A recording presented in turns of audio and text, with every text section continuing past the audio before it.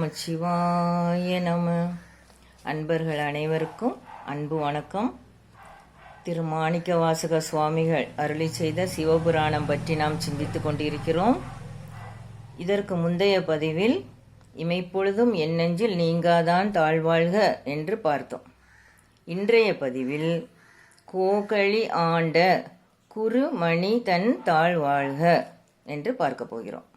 இப்போ கோகழி ஆண்ட என்ற இந்த கூற்றுக்கு ஒரு நிறைய அர்த்தங்களை அதனுள்ளே வைத்து பாடியிருக்கிறார் சுவாமிகள். அதில் நாம் மிகவும் எளிமையான 4 விளக்கங்களை மாத்திரம் பார்க்கலாம். கோகழி ஆண்ட, முதலாவது கோகழி என்பது ஒரு தலத்தின் பெயராகும். திருவாவடுதுறை என்ற தலத்தின் மற்றொரு பெயர் கோகழி என்றாகும். அப்போ கோகழி ஆண்ட, இந்த தலத்தை ஆண்டு எல்லாருக்கும் அருள் தருகின்ற இறைவன் என்று ஆகிறது. அடுத்தது இரண்டாவது விளக்கம், கோ என்றால் அரசன், களி என்றால் கோல். இறைவன் ஆன்மாக்களை ஆட்சி செய்யும் செங்கோல் என்றும் ஆகிறது. செங்கோல் ஏந்திய அரசன் நீதி தவறாமல் மக்களை காப்பது போல் இறைவன் ஆன்மாக்களை காக்கிறான் என்று ஆகிறது. இனி அடுத்தது மூன்றாவது பொருள், யோக சாஸ்திரப்படி உள்ள விளக்கம். சிவயோகி சபாபதி பிள்ளை அவர்கள் இதை பற்றி கூறுகிறார். என்னவென்று பார்ப்போம். இறைவனின் செங்கோல் என்பது முதுகு தண்டையும் நம் மூளை பகுதியையும் இணைக்கும் நாடி தொடர்பு ஆகும். இதற்கு முந்தைய பதிவுகளில் நாம் பார்த்தோம் அல்லவா, நாடிகளில் ஒளி இவை எவ்வாறு கடந்து போகிறது என்று. அப்படி நம் நாடிகளில் நடக்கும் செயல்களை செயல்படுத்துபவன் இறைவன் என்று ஆகிறது.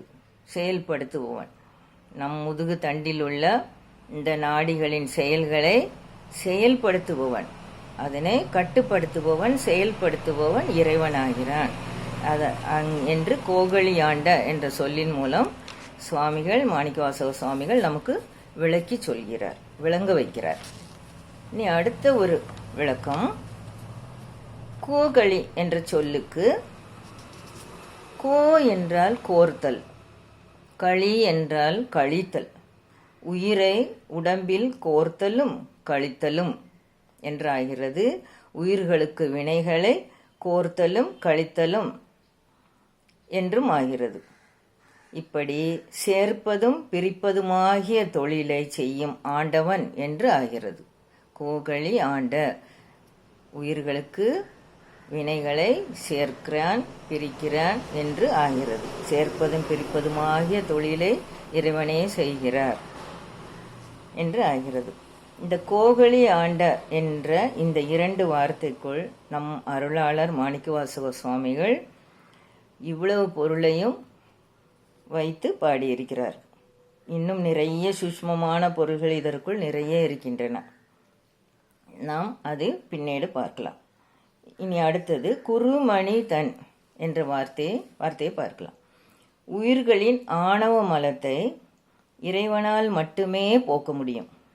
இறைவனே நமக்கு குருவாக வருகிறார். குறுமணி என்றால் சிவந்த மாணிக்கம் என்று பொருள். மாணிக்கம் போன்ற சிவந்த நிறத்தை உடையவனின் தெளிந்த மணி போன்ற வார்த்தைகள் என்றும் பொருளாகும். குருமார்களிலேயே தலைமையானவன் என்றும் கூறியதாக கொள்ளலாம்.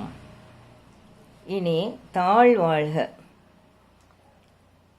இப்படிப்பட்ட குருவின் சிவந்த திருவடிகளின் ஒளி என் கண்ணையும் மனத்தையும் விட்டு அகலாது என்றும் வாழ்க என்று கூறுகிறார். இனி ஒரு சிறு குறிப்பு பார்க்கலாம். சுழுமுனை நாடிக்கு குறுநாடி என்றும் பெயர் உண்டு.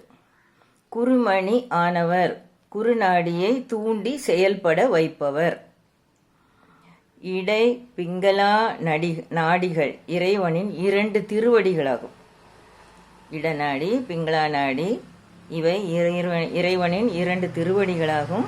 இப்படி இறைவனின் திருவடிகளாகிய நாடிகளையும் குறுநாடியாகிய சுழுமுனையின் சிறப்பையும் வாழ்த்துகிறார் சுவாமிகள்.